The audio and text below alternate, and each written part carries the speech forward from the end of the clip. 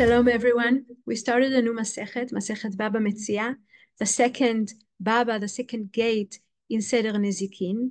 And as we saw in Masechet Baba Kama, Masechet Baba Metzia will continue to develop laws that appear in the Torah, especially in Parashat Mishpatim and Parashat Ki Tetzeh, that deals with a lot of civil law, relationships between people. And mostly, the one thing that will continue throughout Masechet Baba Metzia is how can we decide what belongs to whom? We started with the first perek, Shnayim Ochazim. How do we know who that object or field or anything else belongs to a person? And Masechet Baba Metzia will discuss this in length, but what we hear about, the topic that we hear about in the first perek of Shnayim Ochazim and the second perek of Elu Metziot, but which we also found in Daf Tet, page 9 of Baba Metzia, is the matter of a lost and found matters. And indeed, what we have in the Torah is a little bit in length, but still there's details there that we don't hear. In other words, how long do we have to keep the found thing with us till the owner will come? And can I use that thing while as long as it's in my hands, and more? But the one thing I want to emphasize before we delve into the sources of today is that the Torah really emphasizes, both in Mishpatim, in Ki Tetzeh, in Parashat Kedoshim, that no matter what you deal with lost and found, you deal with deposit, you deal with cheating, you deal with hiring people, and what does the owner owe the workers that work for him in the house, in the field. But it seems that the Torah emphasizes it, and the Masechet, the entire Seder Nezikin, emphasizes it, that in the Hebrew law, in the Jewish law of the Torah, this is not just a civil law that has to do with a relationship between people and contact and contracts and some agreement about what we should do in order to keep the society quiet and still and working. It seemed that the Torah expected from us people a higher behavior. In other words, the Torah gives us some laws, like returning a lost object, to behave in a better way, in a chesed way, not just according to the law, but above the law or beside the law, like be better than just what the cold, direct law is telling us to do. The phrase in Hebrew is lifnim meshurat hadin, and this is the relationship that the Torah would like us to have amongst ourselves. Keep repeating the word achicha, amongst ourselves.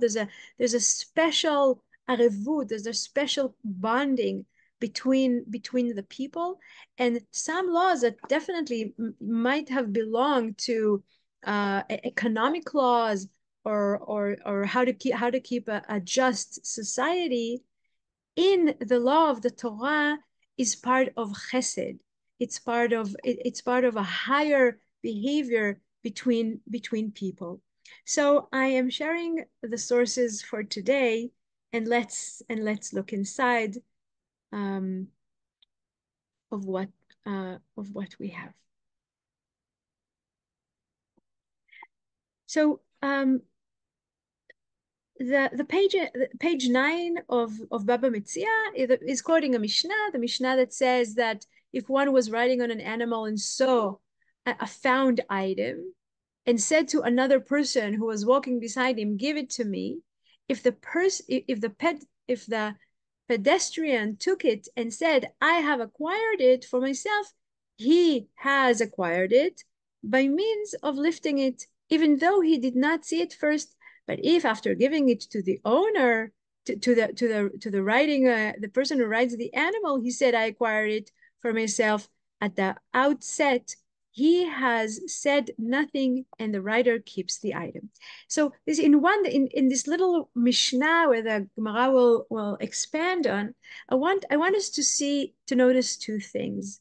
One, there's a question of the item belongs to whom? To the person who saw it first, to the person who lifted up, to the person who said, "This is mine." Okay, that's one thing which we're not going to look.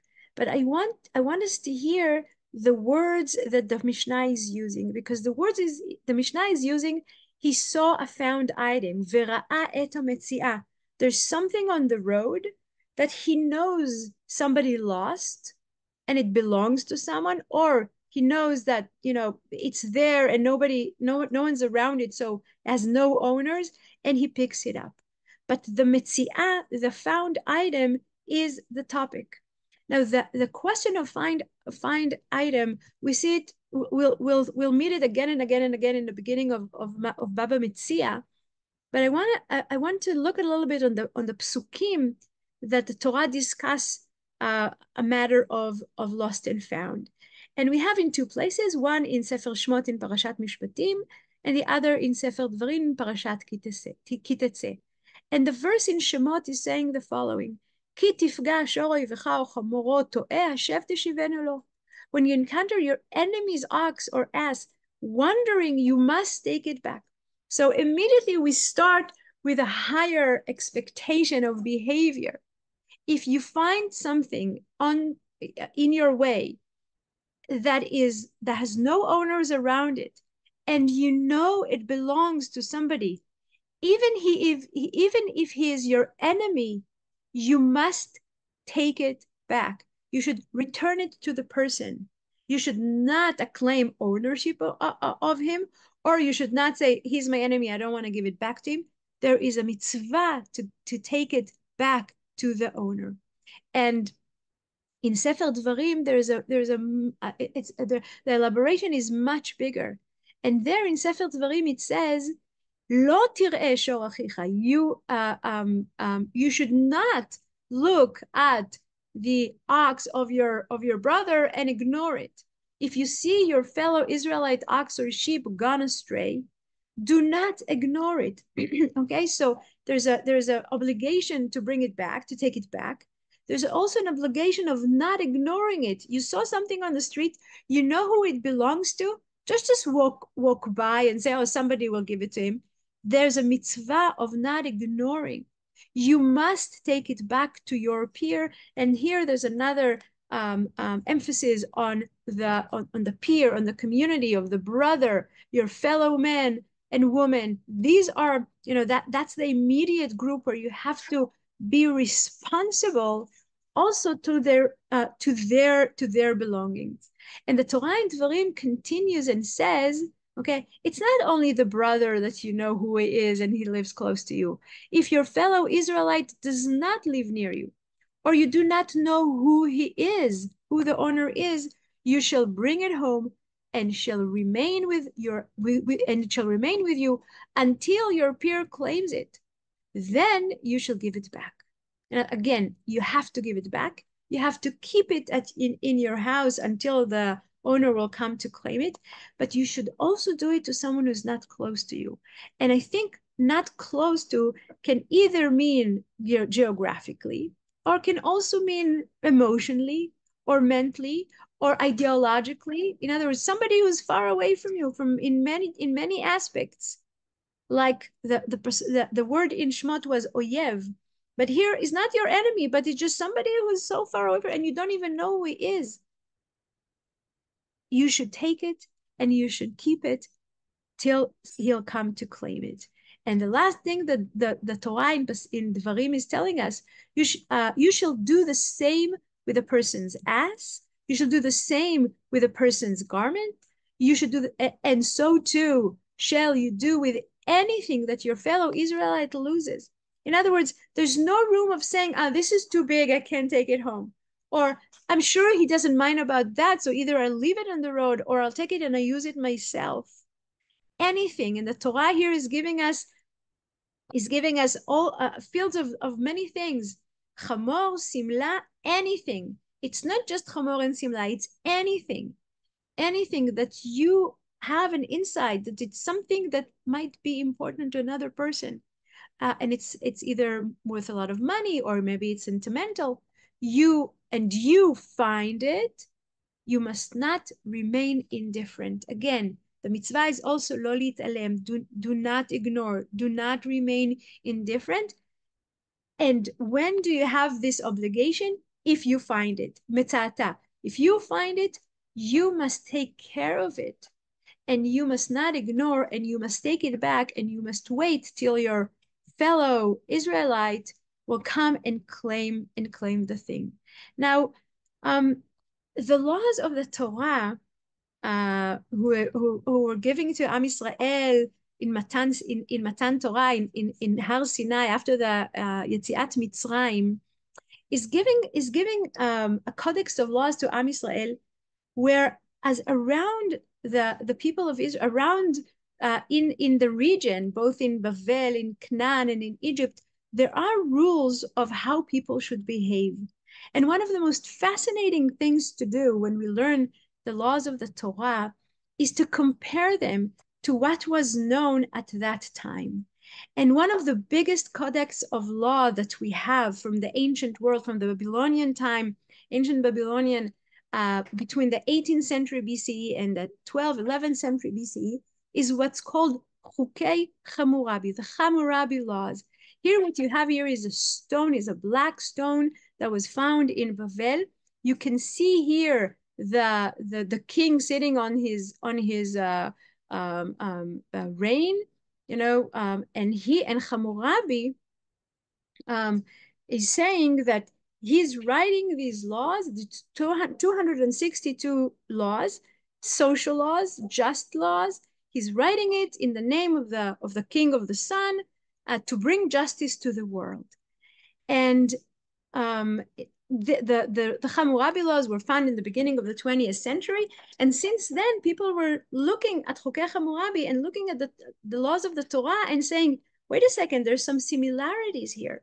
And the similarities are fascinating and are not surprising. As Rav Kook said in the beginning of the 20th century, he said, it's fascinating. And it's only a proof that people who created in the image of God, if they're good people, they have a moral insight inside of them, they can definitely understand what's the right way to behave. But the most interesting thing and the most important thing for us as Jews looking in the Torah is not what's similar, but what's fascinating is what's different. Because what is different in the civil law and in the civil law of the time, or what was in the eyes of the Torah considered to be a moral law, that's the new message of the Torah. That's the new expectation that the Torah has from people of taking responsibility over other people. And if we compare laws of lost and found in the laws of Hammurabi, there are 3 different laws, 9, 10, and 11. And let's see how are they different from what we read in the Torah in terms of lost and found. So Hammurabi, again in the 18th century BCE, and law number 9 says, Im ish ibed rechush, if a person lost property, right there's a difference, because the Torah starts not with the person who lost, the Torah starts with the person who found. The difference is that you have responsibility over the loss of your friend, of your fellow, okay? The laws of Hammurabi puts the responsibility on the person who lost. If a person lost property and found his property in the hands of another, and the other person claimed that he bought the property honestly, the one who loses will bring witnesses that his property is his. The responsibility lies on the person who lost. You lost something, it's your problem. Now you should go and prove that this thing that somebody else bought, maybe honestly, that this thing is yours. If you can bring the proof, then it's okay. And the buyer will bring witnesses to the purchase, and the judges will decide according to the evidence that will given that will be given in the presence of God. In other words, in the presence, like they will do a just. You have proof that it's yours. You have proof that you bought it honestly. Now we will decide who it belongs to. But it's so interesting to see that the first responsibility, the one who needs to bring proof that is his to begin with, is the person who lost. The Torah also asks the person who lost something to bring evidence that it's his. But the responsibility of taking care of something that got lost is on the person who found the item. And you don't claim it to be yours if it belongs to somebody else. And you have the obligation to take care of it. The other interesting difference that we find here is in terms of the punishment, because it says that if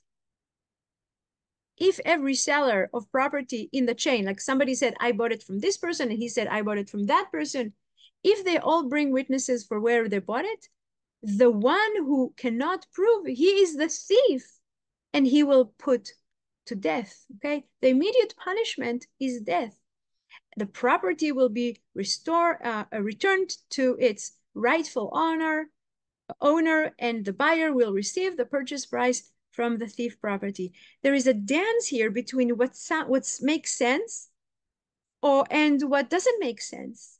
And if we continue to see law number 10, it says that if the buyer cannot identify the person who sold it to him or bring witnesses to a legal purchase, and the loser brought witnesses to identify his property, the buyer will be put to death as a thief, and the loser will receive back his loss. It's not about relationship. It's not about arevut hadadit. It's not about civil responsibility. It's about money. It's about who needs to be punished for what, and who needs to be compensate for the money. And maybe the last thing is for me is a little bit shocking, is that if the loser can bring witnesses to prove his loss, he will accused of fraud and put to death. Okay, just like that. Many times we lose things and we can't prove they belong to us. But if I go back to the Torah, and we go back to Masechet Bava Metzia, and we understand that Shnaim Ochazim, it's not just, this part belongs to me and this part belongs to me. And when someone sees something on the way, a Metzia, a found item, wait a second, let's think who it belongs to.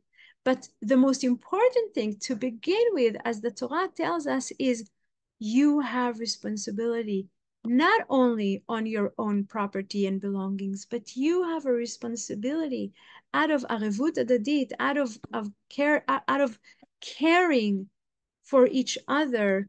You have responsibility if you find something that doesn't belong to you, and there's a chance that somebody else lost it and would like to get it back.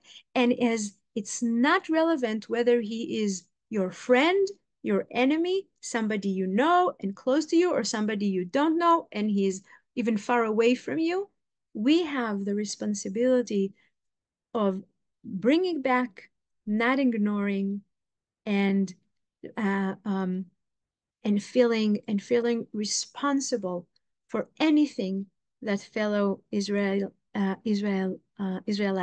lost.